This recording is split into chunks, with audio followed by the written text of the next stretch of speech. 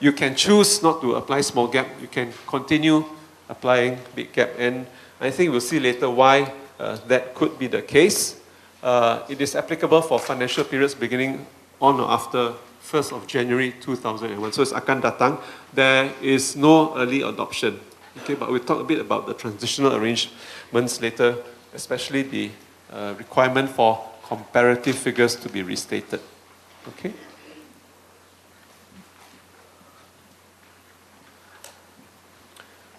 It's a standalone standard with the proviso that standalone meaning that there's no fallback to full SFRS. Okay, no fallback to full SFRS unless you choose, which is optional, you choose to apply the recognition and measurement provisions in IAS 39 or FRS 39. Okay, it stands alone, but there's a little option for you to follow the recognition and measurement provisions of FRS 39. Quite why anyone would do that, I think it defies the logic, but it's there anyway.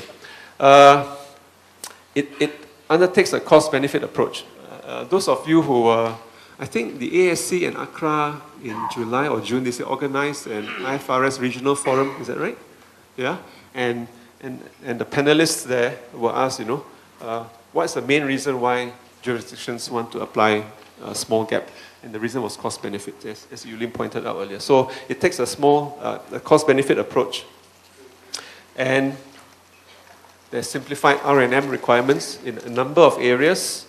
It allows very often for the simpler choice. Sometimes they've removed the choice from full FRS. They've given you one choice, and that's a simple choice. But we'll see what those choices are later. It's going to be updated once every 3 years. You don't have to keep up to date with FRSs like every other month and so on. With full FRSs when they are issued. I think it's actually very onerous, right? Yeah, I think those of you who are preparers and auditors find it very onerous just to keep up to date every time. But hopefully this will help a lot of companies. Okay, so there's going to be an omnibus. They call it omnibus exposure draft. Means everything, the whole standard will be redrafted.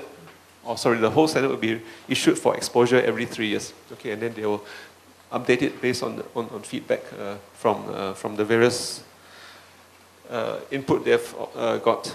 There are a number of topics which are not relevant for small entities or non-publicly accountable entities, and I'll talk a bit about that later.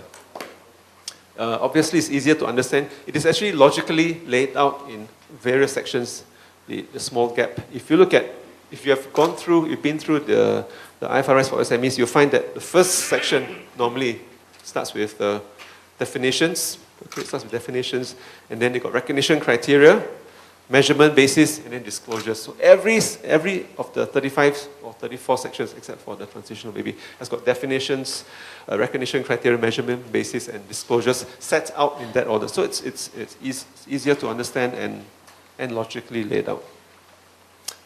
Benefits. I know a lot of you complain about the cost of complying with full FRS. I get many clients, even listed clients, say they want to be a small entity, I don't want to be listed and so on. But so what are benefits? Hopefully, taking a global picture, it aids comparability. Global capital these days goes to where returns are the best, and you have got comparability with your international peers and so on. I think it helps comparability. It helps to attract global capital. It helps to facilitate cross-border trading as well. Audit efficiencies, I put there question mark. I don't know. I don't think that answer is so simple. I mean, I'm an auditor, I suppose, and I've got my vested interest. I'll say fees will not decrease. Certainly not in the first 2 years. After that, I don't know. Okay, because again for the comparatives and so on. But it's going to be stable, which is good, and it definitely eases the financial reporting burden. Okay, and once that happens, I think it should lower compliance costs. Okay, who can use it? If you look at the statement of intent, it says non-publicly accountable entities satisfying threshold or size criteria. Okay, so there are actually two portions to eligibility. One is the qualitative component, non-publicly accountable entities that publish general purpose financial statements for external users, and the second component of eligibility is the quantitative component eligibility, and I'll go through that a little later. Oh, by the way, before I forget, there are